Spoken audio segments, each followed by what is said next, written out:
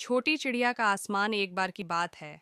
एक घने जंगल के किनारे एक छोटी चिड़िया रहती थी। उसका नाम था चिंकी। चिंकी रंग बिरंगी थी, लेकिन उसकी उड़ान बहुत छोटी थी। वह केवल पास पास के पेड़ों तक ही उड़ पाती थी।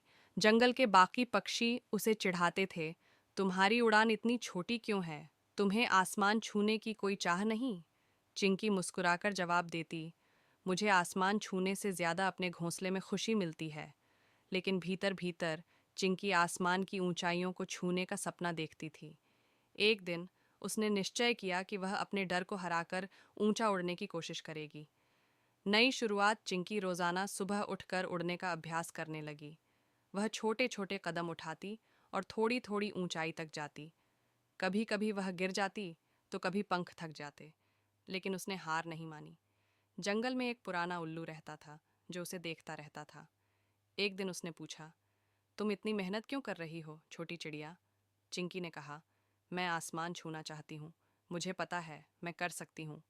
उल्लू मुस्कुराया और कहा, याद रखना, आसमान उतना ही बड़ा होता है जितना बड़ा हमारा विश्वास। बस अपने सपने को कभी मत छोड़ना।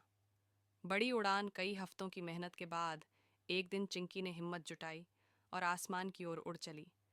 जैसे जैसे वह ऊपर जाती, उसके पंख और मजबूत होते गए। आखिरकार वह एक ऊंचे पहाड़ की चोटी तक पहुंच गई। वहां से उसने चारों ओर देखा, नीला आसमान, चमकता सूरज और दूर दूर तक फैला हुआ जंगल। चिंकी की आंखों में खुशी के आंसू थे। उसने महसूस किया कि उसकी मेहनत और विश्वास ने उसे वह ऊंचाई दी जिसका वह सपना देखती थी। सीख चिंकी जंगल लौटी तो सब पक्षी उसके हौसले की तारीफ करने लगे।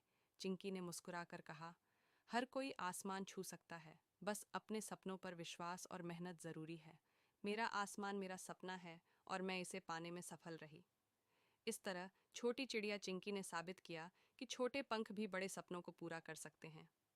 सीख, हमारे सपनों की ऊंचाई हमारी मेहनत और विश्वास से तय होती है।